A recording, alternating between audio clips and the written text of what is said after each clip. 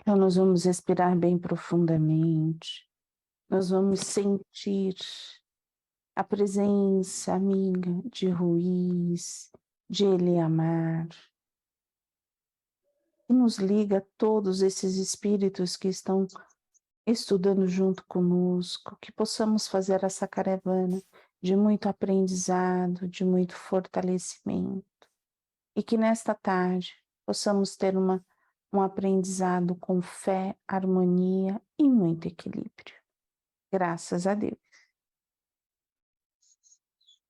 Então, nós paramos assim, enquanto discutem, acontece a acomodação. Eles querem falar daquela discussão, né? O que está certo, o que não está, as conversaradas dentro dos seus posicionamentos, os seus milindres dentro do centro. Aí ela coloca assim, com isso, Modesta, né? O homem acomoda-se na ritualidade, na repetição do padrão, no padrão. Bane-se a criatividade, o novo e a experimentação, estabelecendo uma noção de segurança em torno de formas usuais de fazer. A educação moderna preconiza em um dos seus 4 pilares, o aprender a fazer. Todos os grupos doutrinários na atualidade são convocados a reaprender a fazer. É bem interessante, né?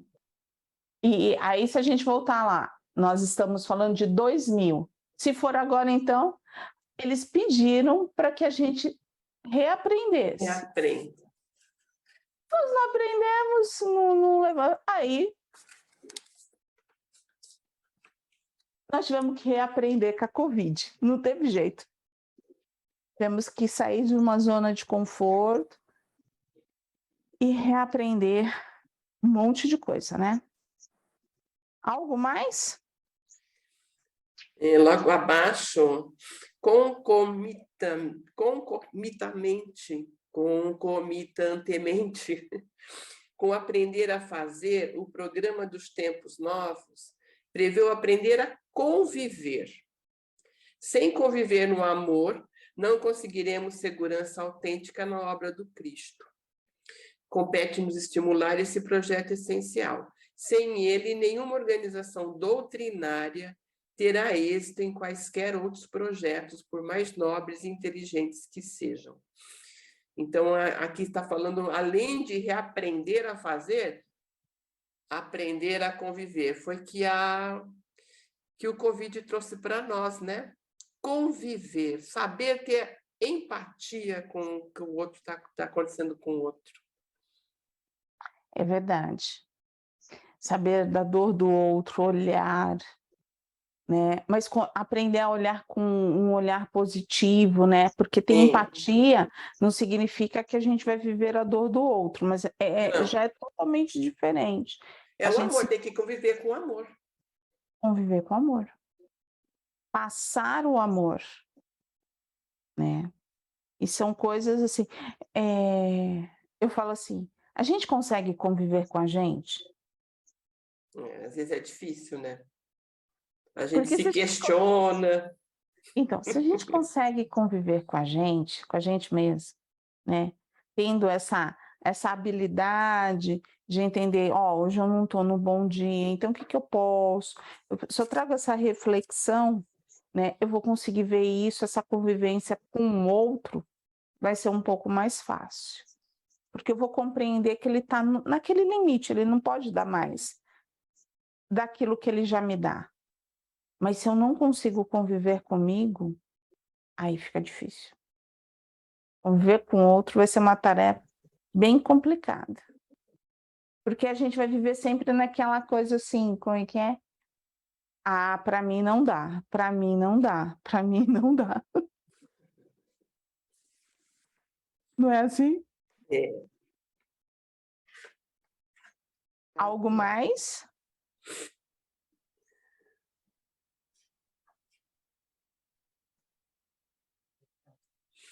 Essa parte também eu achei legal. Está havendo muita confusão sobre o que seja ser cristãos. Uns querem a mansidão, e terminam no sentimentalismo. Outros, a pretexto de serem sagazes, estagiam no cálculo. Os sentimentalistas tombam na convivência, os calculistas na arrogância.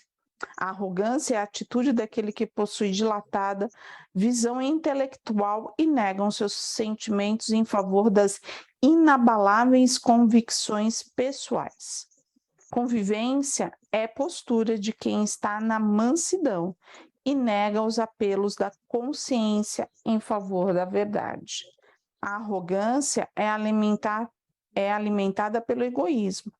A convivência é fruto do medo de enfrentar desafios e crescer.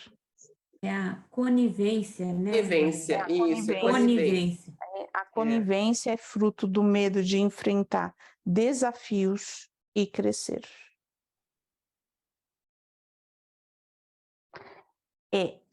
O ideal é a gente ter um equilíbrio.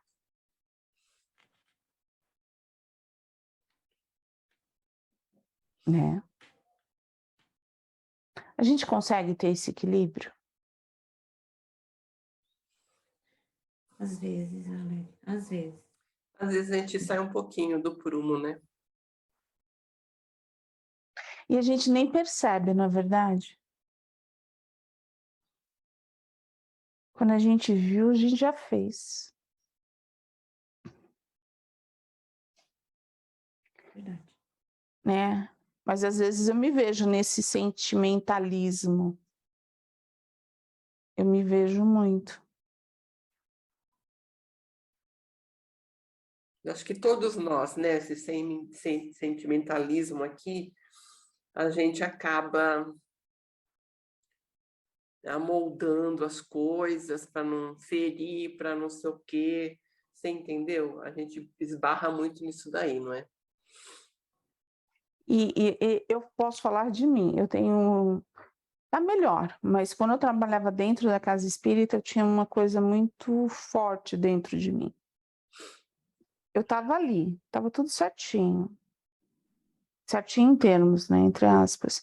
Mas no grupo, e não importava se eu estava como dirigente ou não, se eu fizesse parte. Se viessem bater, né, viessem colocar os dedinhos, tal, alguém da diretoria, eu falava, eu ia em cima. E era muito interessante, eu me sentia responsável que eu tinha que proteger aquele grupo. Muitas vezes não era na frente do grupo, mas era por trás. E aí eu falo assim, hoje em dia eu penso, né? Seria diferente, muito diferente, e principalmente no fator que as pessoas precisam compreender cada um. Eu não posso dar aquele passo por aquela pessoa. Né? A minha proteção, a minha defesa, muitas vezes não deixou ele crescer. O grupo, muitas vezes, eu não deixei ele passar por aquilo que ele precisava passar. Então, essa proteção, por isso que eu falo, o sentimentalismo, muitas vezes, não é produtivo. A gente precisa ter esse equilíbrio. Nem tanto o mar, nem tanto a terra. Pelo menos para mim, eu consigo enxergar muito bem. Algo mais? A única coisa, a palavra que foi no... Tá bom, nós mudamos de página, né? Uhum. Porque ela começa assim: aprender a amar é o nosso maior desafio. Como amar sem boa convivência? Nesse iniciar do século XXI, estamos em plena companhia do mundo dos espíritos para elastecer os parâmetros de utilização das forças mediúnicas na Terra.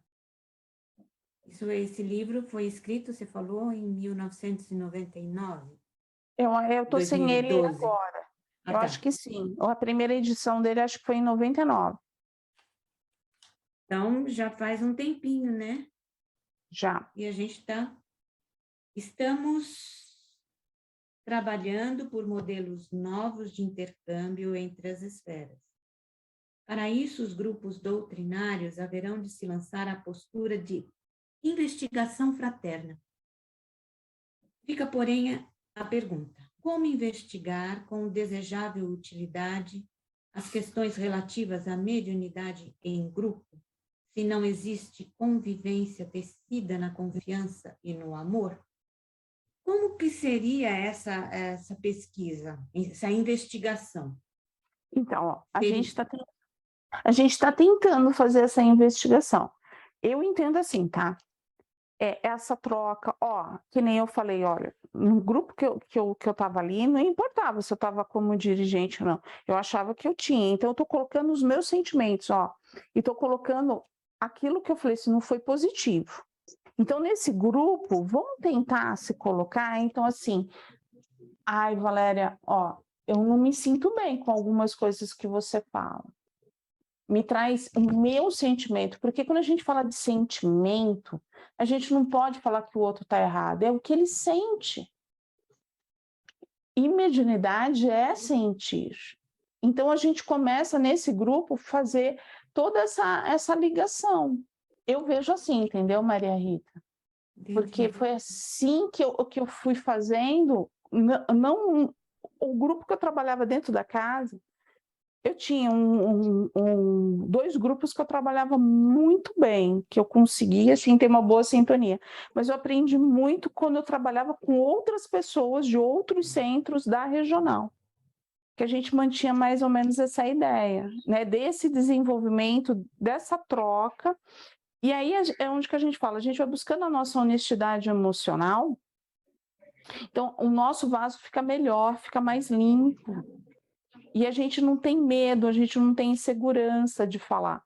Porque, assim, se vier uma mensagem, evidentemente que não é de Jesus, de Maria, né? Mas, por exemplo, assim, se vier uma mensagem de Madre Teresa, aí você vai falar assim, nossa, esse grupo é perdido.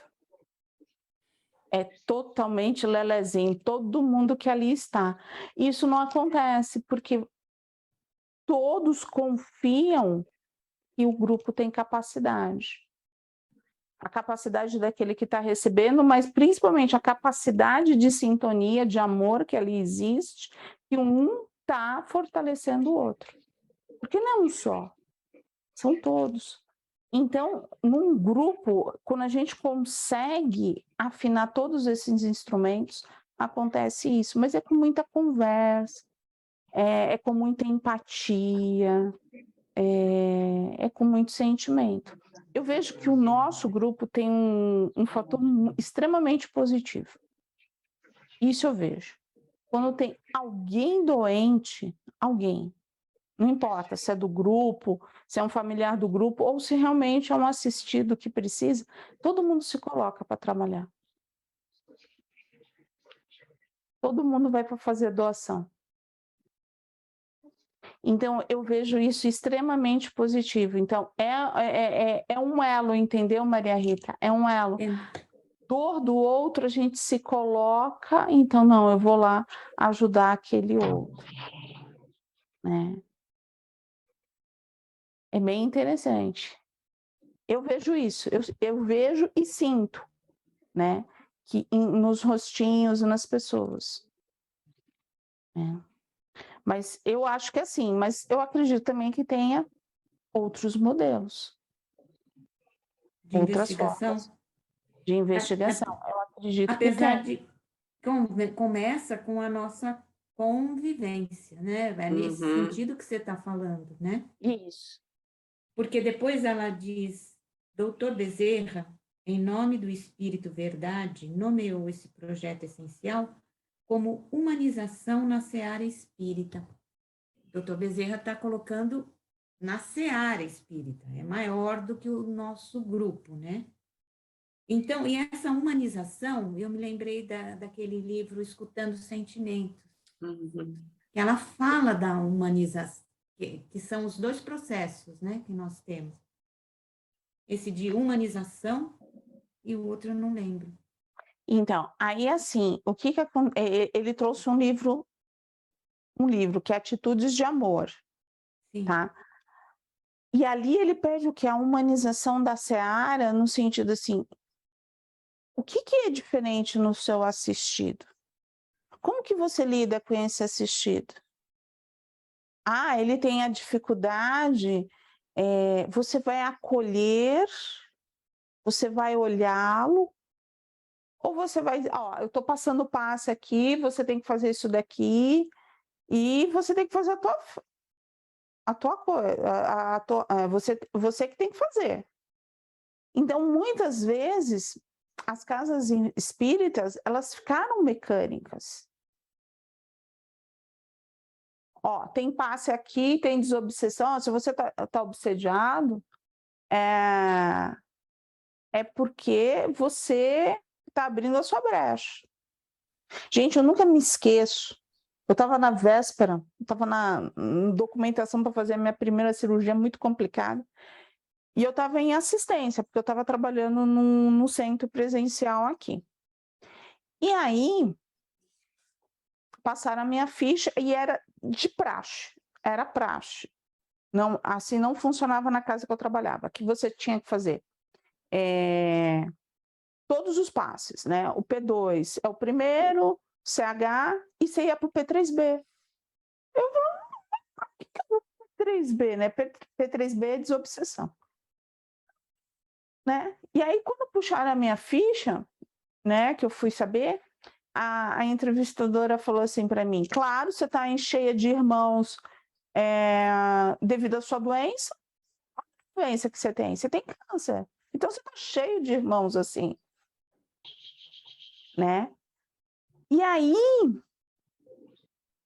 é isso que eu falo. Ali eu era uma assistida. Eu precisava do quê? Do acolhimento. Acolhimento. Eu precisava do abraço. Eu precisava daquele olhar, ó, vai dar tudo certo, tá? Então a gente precisa, às vezes, na nossa correria do dia a dia, nessa falta de convivência, nessa falta de empatia, a gente não consegue sentir o que o outro está sentindo. E aí, aquilo que... É por isso que o Bezerra fala, presta atenção, né, no sentido disso. Vamos humanizar. Sempre tem aquele que tem uma voz mais light dentro da equipe. Tem aquele que é mais acolhedor. Se você não consegue ir, deixa que o outro vai fazer, sabe? Eu me lembro muito da parábola dos talentos, né? Cada um tem um talento. Então deixa aquele que tem aquele melhor talento, mas sustenta ele, porque ele vai precisar de sustentação. Então, assim, é aprender a criar equipe, é aprender a ver, ó, a Virgínia vai incorporar, então eu vou saber alguma coisa. Ó, a Maria Rita vai utilizar a vidência dela e eu vou conseguir. Sabe, num trabalho a gente precisa de todo mundo tem uma importância muito grande. Aí eu não vejo nada, não me sustenta, por favor. Doa todo o amor, toda a energia, porque a gente está precisando. E aí trabalha esse coração, né? É um trabalho de coração. E é isso que eles vêm avisando a gente há muito tempo, né? Vamos abrir esse coração, vamos trabalhar com esse coração, vamos visualizar, né? Porque nessa fase de transição é o que mais a gente necessita. Porque não tem uma pessoa que esteja no 100%. Um está com problema físico, outro está com problema emocional, outro está com problema de dinheiro, outro está com problema de família. Quando está tudo junto, misturado, então a gente precisa dar as mãos. E um andando de mãos dadas com os outros. É isso que eu entendo, sabe? Quando eu li Atitude de Amor a primeira vez, foi isso que eu consegui compreender. Mas traz também o fator assim, você vai ter que humanizar. Humanizando, você vai trazer o sentimental, você vai abrir coração. E aí, muitas vezes, você vai ser muito mal interpretado. Mas faz pensar, né? E como que nós estamos no Pingo de Luz? Estamos humanizando? Eu acho que tá, Valéria. Tá sim. É o que ainda não estou acompanhando, mas está assim. Humaniza muito mais do que eu imagino, do que eu sempre imaginei, porque eu estava muito acostumada no centro, na casa espírita, né? Que ali não tinha humanização, realmente não tinha esse amor, não tinha essa preocupação. É uma pena, né? Porque era considerada uma universidade do espiritismo. Mas, entendeu? Eram só as paredes, era muito frio Uhum. o relacionamento. Não tinha coração. E quem agia com o coração era mal visto, era uma pessoa assim, não, deixa então com as. Vou nomear, que Deus a tem, ela tá bem. A Zoraide cuida, porque ela tá mais. Entendeu? Todo o carinho ela tem, a dona Zoraide. Ela é muito centrada, uma pessoa que fala, ela é bem moderada. Ela então realmente estava numa boa situação como dirigente de um grupo de desobsessão, mas ela não deixava de ensinar. Isso que é muito interessante. Mas eu acho que aqui, no Pingo de Luz, existe sim a humanização. Existe aquilo que vocês falam do acolhimento, não só Uhum. no acolhimento do amor, mas o acolhimento como um todo. Porque eu acho que, assim, para todos nós, né, todos nós, acho que essa é a nossa grande meta, acolher. Acolher um ao outro, né, porque, assim, é isso que Ruiz nos fala muito. Se acolham, né, se fortaleçam, um ajudando o outro, né, então a gente tem ele nos traz como objetivo. E se a gente for lembrar como nós iniciamos,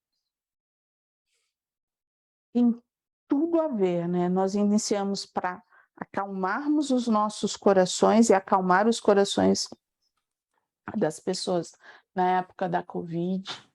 A gente foi em auxílio de coração realmente para as pessoas que estavam doentes e não tinha casa aberta, a casa presencial. Então, assim, eu acho que a gente pelo menos uns 2% a gente fez. Aí você fala, só 2%? Sempre, porque o restante é tudo deles, não é nosso. É. A gente faz muito pouco. Somos apenas coadjuvantes, não Uns é? gotinhas. Gotinhas, Pequenas exatamente. gotinhas. E assim, a gente tem que agradecer tanto, né, ser essas gotinhas. Obrigada, Deus, obrigada por você confiar em mim e me permitir ser uma gotinha, né? E quanto que a gente está aprendendo, né? Porque isso fica dentro de nós, é uma semente que a gente coloca a cada estudo, né? E a repensar, né? Nós vamos repensando o nosso trabalho, realmente. Não só na casa espírita, mas eu vejo assim que é uma coisa para a vida. A gente começa a repensar. Esse parágrafo que começa com boa pergunta, Uhum. muito bacana, né? É interessante mesmo. Porque ela fala, porque a Selena pergunta se o que é mais importante é a obra do Cristo ou as pessoas nela inseridas. Boa pergunta. A legítima obra do Cristo constitui-se de pessoas que aprenderam a se amar.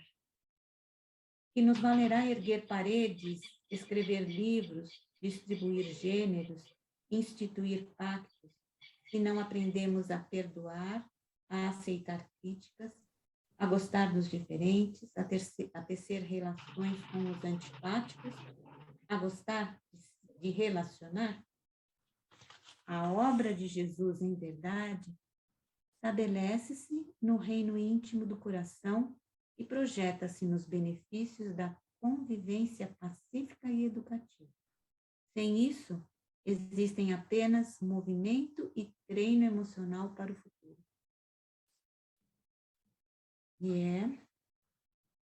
Aí a gente volta na convivência, né? Porque eu acredito assim, né? Se nós conseguirmos aprendermos a perdoar, aceitar as críticas, a gostar dos diferentes, que não tem a nossa mesma sintonia. E quando tem a nossa mesma sintonia, tá tudo certo. E a tecer essas relações com os antipáticos, né, aqueles que não dão liga, a gente vai ter andado bastante. Porque a gente sempre dá um jeitinho de não conviver, não é verdade? Sim. Às vezes a gente sai pela lateral.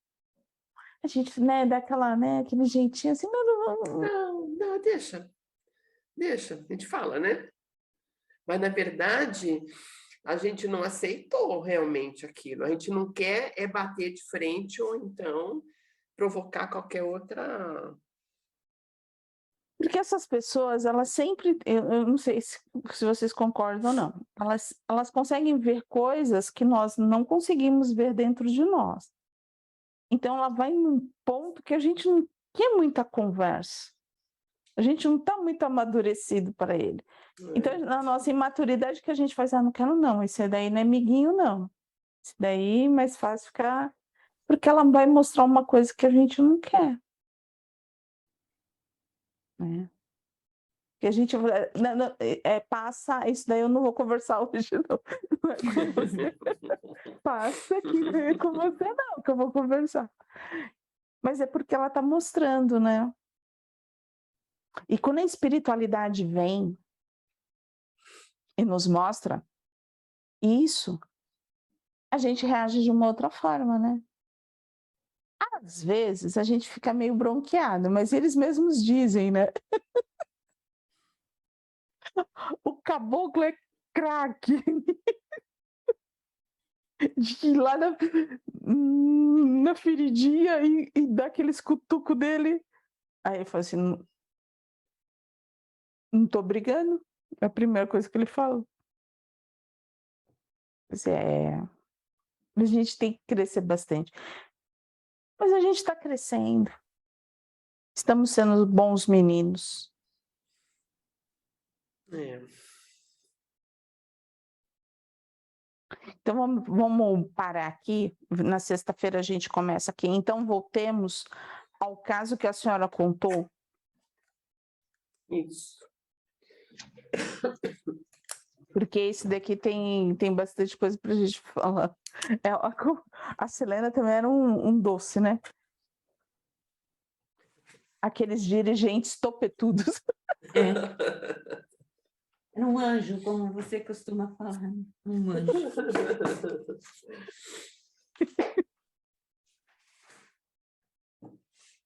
É que assim, eu falo que a gente perde o filtro, né? A gente vai perdendo, tem uma fase da nossa vida que a gente fica zerada de filtro, né? A gente veio, a gente fala. Né? Às vezes eu vejo a Selena assim, né? Porque ela tá ali. É aquilo que assim, a gente não muda. Chegando no plano espiritual, a gente não muda. Nós somos o que somos. Então, se ela já era assim aqui, ela não mudou. Então, ela continua. Porque, é assim, ela também não era dirigente. Ela também não tinha um comando. Mas ela consegue ver muito do outro. É aquilo que eu falo, a gente consegue... No outro, gente, a gente vê tudo. Tá claro. Tem até purpurina e luzinha, LED. Agora é LED. Agora em nós, tá na caixa de Pandora. Aí o Sérgio fala assim, por que você fala dentro dessa caixa de Pandora? Eu falo assim, abre uma caixa de Pandora. Vê se tu vai gostar. Ele é verdade, mas ele fala assim, abre a caixa de Pandora.